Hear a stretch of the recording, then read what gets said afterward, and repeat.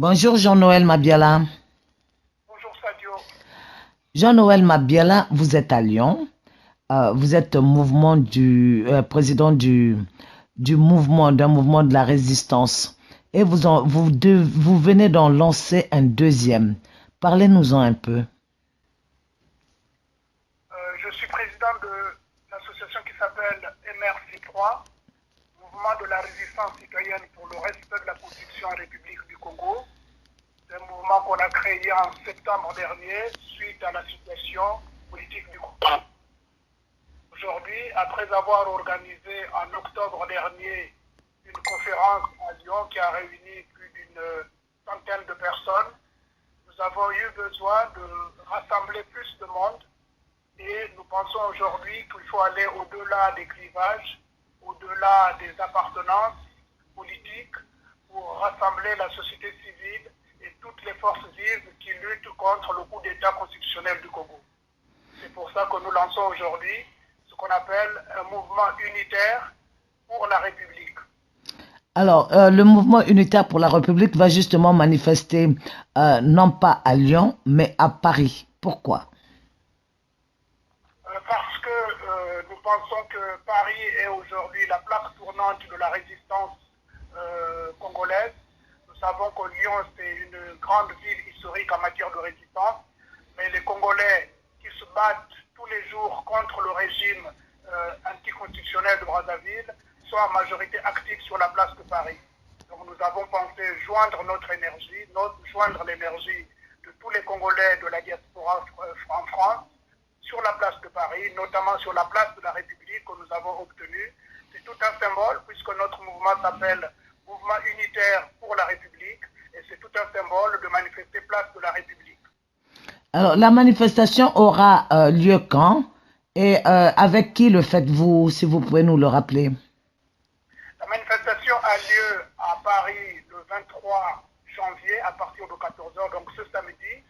Le mouvement regroupe et cette manifestation est organisée par plusieurs autres associations, des personnalités de la diaspora congolaise, en tout cas tout le monde qui aujourd'hui veut que le flambeau de la lutte que nous avons engagé depuis bientôt 2 ans d'ailleurs, puisque le projet de changement de constitution est dans les coulisses depuis 2 ans. Donc tout le monde qui lutte pour que le flambeau ne tombe pas, tout le monde qui veut redonner du souffle à l'opposition, nous avons décidé de nous réunir, place de la République, ce samedi. Entre octobre et maintenant, vous êtes à deux mouvements et Sassou est toujours en place. Pensez-vous que votre stratégie pour faire partir le dictateur du Congo soit efficace? Jusqu'ici, si vous voulez, on n'a pas eu de stratégie telle quelle. Je pense qu'en 6 mois, pour beaucoup d'acteurs de la résistance, en tout cas beaucoup d'acteurs qui se battent pour la restauration de la démocratie au Congo, il y a eu 3 temps, si vous voulez. Il y a eu le temps de la réaction, de la surprise de la réaction face au coup d'État constitutionnel. Celui-là, je le situe à peu près entre août et octobre. Et il y a eu le temps de l'organisation, c'est-à-dire que quand les stratégies du pouvoir se sont affirmées, tout le monde, ceux qui ont lutté, ceux qui luttent contre ce pouvoir-là, se sont organisés. Se sont organisés pour être plus efficaces dans les actions que nous allons mener pour restaurer la démocratie au Congo. Donc aujourd'hui, nous sommes en train de nous organiser. C'est pour ça que vous voyez qu'on évolue de structure en structure. Il y a eu plusieurs plateformes au Congo. Vous avez vu la plateforme Frocade, la plateforme IP. Aujourd'hui, les deux plateformes se sont regroupées et vous avez vu la convention qu'ils ont tenue au Congo. Nous aussi, du côté de la diaspora, il y a eu plusieurs actions, il y a eu plusieurs associations. Nous sommes en train de nous organiser pour avoir une unité d'action, pour être plus coordonnés, pour avoir des actions plus coordonnées, plus concertées. C'est dans ce sens-là qu'après le MRC3, nous lançons aujourd'hui ce que nous appelons le mouvement unitaire pour la République. Le nom va peut-être changer, mais ce qui est plus important pour nous, c'est surtout que nous visons une unité d'action pour plus d'efficacité. Nous disons que ce mouvement, il est unitaire parce qu'il ne va pas être sectaire. Nous ne le voulons pas sectaire. C'est-à-dire que ce mouvement doit dépasser les clivages ethniques, pour appeler un chat, les clivages politiciens et les clivages socio-professionnels même. Donc il faut vraiment qu'on ait la société civile, les acteurs politiques et la société civile. Ce mouvement, nous le voulons unitaire parce qu'il ne sera pas populaire. Il ne sera pas populaire au sens que populiste, au sens où on met en avant la propagande démagogique. Voilà. Alors pourquoi, pour revenir à la question, pourquoi nous pensons que nous allons être plus efficaces? Parce que nous allons être plus unis, parce que nous avons déjà fait le tour, et je crois que ça c'est important, nous avons fait le tour de la question, et il n'y a plus de zone d'ombre. Le pouvoir a abattu toutes ses cartes. Nous avons mis 2 ans pour savoir, pour supputer, chercher à savoir qu'est-ce que voulait M. Sassou. Maintenant, nous savons ce qu'il veut, nous savons que ce qui nous préoccupe, c'est l'impunité, ce qui nous préoccupe, c'est l'éternité au pouvoir, et ce qui nous préoccupe, c'est demain assurer la transmission du pouvoir à ses enfants. Quand je parle des enfants, ce n'est pas simplement les enfants biologiques, c'est ses dauphins, donc les gardes du PPT et tous ceux qui mangent avec lui.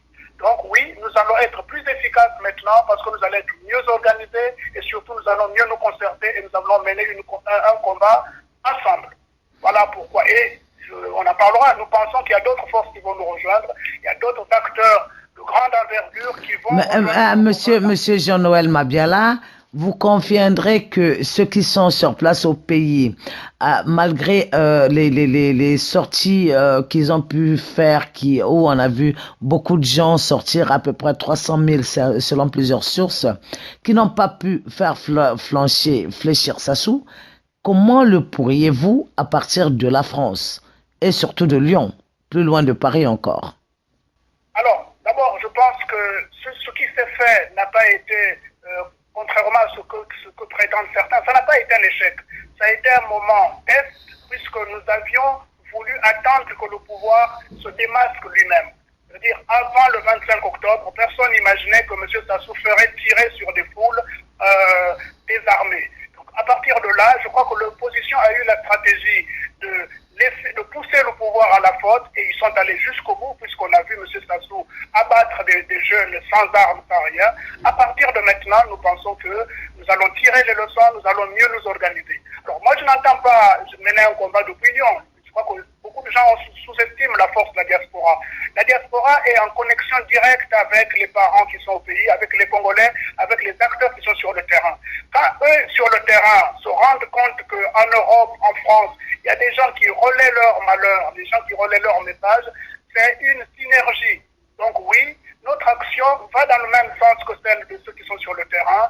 Notre action peine à donner des résultats, mais c'est parce que nous avons les uns les autres sous-estimé la cruauté et la force de malveillance du pouvoir en face. Maintenant que nous sommes en ordre de marche, nous sommes convaincus que la vérité est de notre côté, la raison est de notre côté, nous finirons par le vaincre.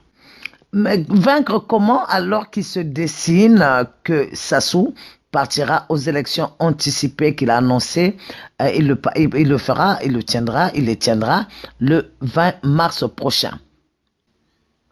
Oui, mais le fait qu'il tienne son élection ne suffit pas pour penser qu'il a gagné.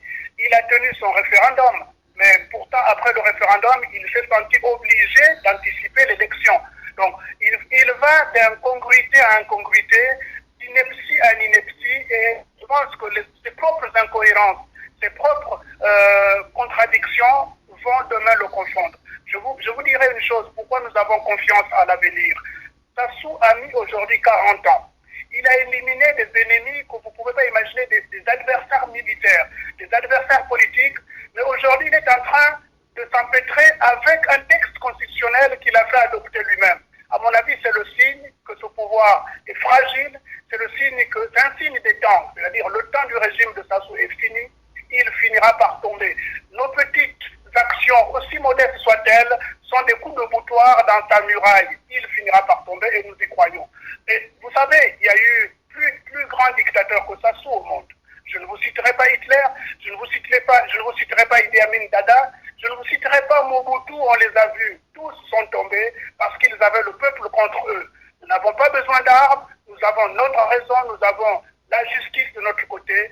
Le pouvoir, tout pouvoir dictateur finira par tomber. Nous y croyons. Alors, dites-moi, quel est le contenu quel est le thème que vous allez, avec lequel vous allez mener l'action de samedi, le meeting de samedi qui aura lieu place Place de la République à Paris?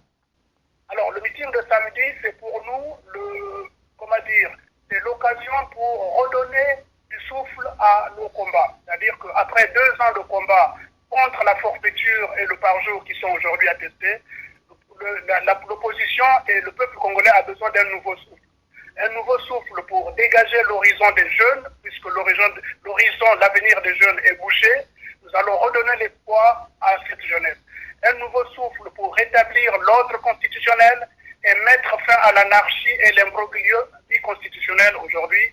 Un nouveau souffle pour restaurer la République, barrer la route à l'autocratie, parce que M. Sassou est en train de nous amener vers une autocratie scélérate, puisque c'est une autocratie traître, et barrer la route à la dynastie qu'il est en train de préparer pour passer le pouvoir à sa progéniture. Voilà le thème de la journée de samedi prochain, c'est le nouveau souffle. Un nouveau souffle est possible et il va venir avec notamment la jeunesse qui, au Congo comme dans la diaspora, est déterminée. Je pense que là aussi le régime de M. Sassou se trompe.